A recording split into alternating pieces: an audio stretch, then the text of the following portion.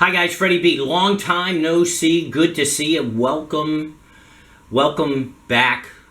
My boat has been kicking my butt and I've been working on it and I really haven't had a chance to talk to you all. I'm so happy I can talk to you now. What are we, 95 days since the inauguration? And boy, how's things going, huh?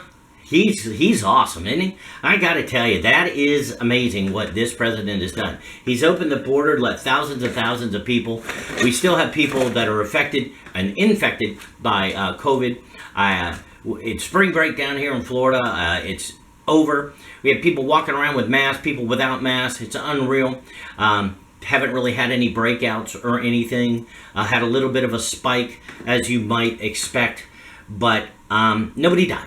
So anyway, as we move forward, talked to somebody last night, hilarious. You know, this person wasn't wearing a mask. You know, we went to a restaurant and none of the cooks were wearing masks and they were breathing into our food. And I go, can I just make this one point? That prior to COVID, no cooks wore masks, nor waiters or anything, and they were breathing just like they're breathing today. Yet you never got sick. So I don't know. Anyway, COVID's an interesting thing, isn't it? And I'm getting a tan line here. So when I go to the hardware store. Anyway, beautiful day here in Southwest Florida. Another gorgeous day. I hope you can come down, bring your money, and spend it with us here. Update on the boat. We're getting along, doing gel coat repair on the keel. Got halfway done, got all the sanding done. It looks actually pretty good. There's no holes in it, which is kind of cool. Been doing a lot of fiberglass work, resealing stuff, and that's coming along.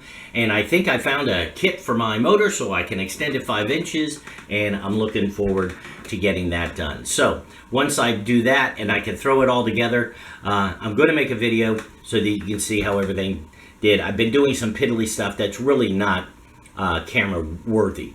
Although I must admit, my fiberglass skills have gotten better over the last several weeks. So that's there. So let's talk about packing the court.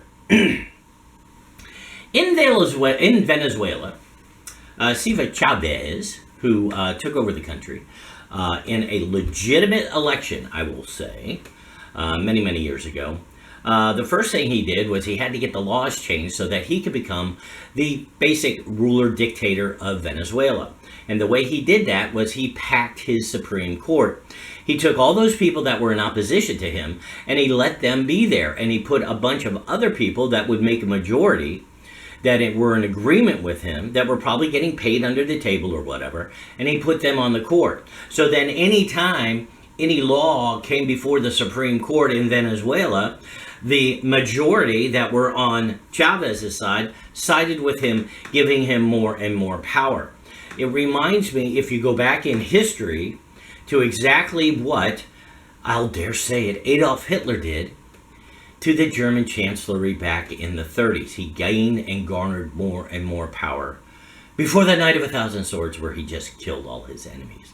So, not a good man, that guy. Chavez, neither. So, do we as a country want to have our court packed so that the majority of justices agree with whatever the Congress and Senate and President decide to pass? Because I say, be careful of the unintended consequences of what you do. Because what you try to do today and try to undo tomorrow can have grave, grave consequences to you as an American citizen. You will lose your rights. So be careful what you ask for. You know, Jack Reacher in his movie, before he went out there and kicked the crap out of those 5 guys, in the first Jack Reacher film, Tom Cruise, really good movie. Well, pretty good movie. I like the book better, but one shot, I believe, was what it was called. He said, remember, you wanted this. And I will dare say, remember, you wanted this, all of you people who helped vote Biden in. He's done nothing for you and I. Oh, we got a $14 check. I got my money. Oh, that's great.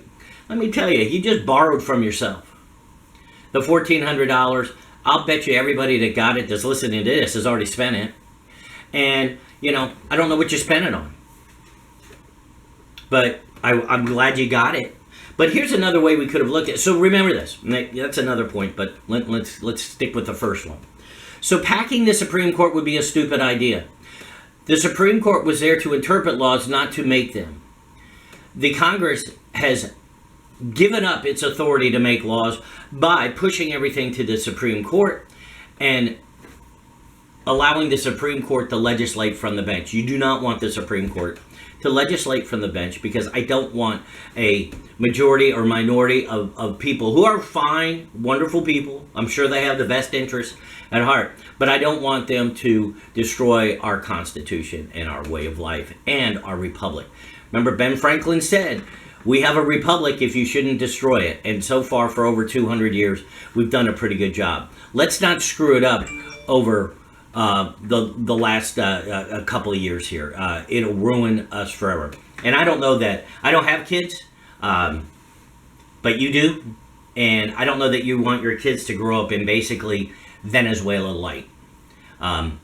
Just if you look historically, Venezuela was one of the wealthiest countries in the world. They were oil rich, which is nothing wrong with oil. You can't get rid of oil, by the way, another point. You can't do 100% carbon neutral world. It won't work. You still have to produce electricity, and the cheapest way to produce electricity is nuclear, but nobody wants to go that way. And then you have fossil fuels, natural gas, and the like, and guess what? They're going to burn. So all you're doing is moving the pollution somewhere else. So keep that in mind. Next, let's talk about this $1,400. You know, I think it's great everybody got it. Who got it? Whoever got it. I got it. I was amazed. I came home from work on a Saturday night. I got my mail, and for the first time, I got a stimulus check, and I went, woohoo! So it's probably on the transom now, but I don't know. But I didn't need it. I'm glad I got it, I guess, but at what cost? What are the unintended consequences of me getting this? And what are the unintended consequences of the government continuing to dole out money? Well, I can tell you one of the unintended consequences of this is that small businesses cannot find people who want to work. And you could say, well, you're not paying them enough, but the market dictates what pay is. And right now we have a national minimum wage, and Florida pays above that anyway. And we have passed legislation, which I don't agree with, raising our minimum wage to $15 an hour. Basically, it says you can systematically raise the price of a gallon of milk from $3.89 today to $6 in 4 years. All you're doing is increase pricing and creating inflation. Again, unintended consequences of, quote, trying to do the right thing. If you let the marketplace take care of itself, you will find that the marketplace will take care of itself, and it will pay wages that are designed for the job ahead. I do not need to have some 16-year-old kid bussing tables at a restaurant making $15 an hour when he can't get off his phone and he's walking around with his hands in his pocket. It just doesn't seem to make sense. Does it make sense to you? The $1,400, here's how we could have done this. That may have made sense to the American people. And they might have been worth, it might have made, it didn't make a difference whether you got it or not. But why not? Everybody gets Social Security in America that pays into it that is legal. And that's who should get it. So when you give them the $1,400, why didn't we make the $1,400 a cash advance against your future Social Security income? So I'm eligible for Social Security in a couple of years. So when I go down to my office, this is how it would work. I would sign up for Social Security. They would say, oh, I see you got your $1,400 stimulus check several years ago. I say, yes, I did. They go, great. We're going to take $30 a month out of your Social Security for the next 48 months. And that's going to pay back the $1,400 we cash advanced you.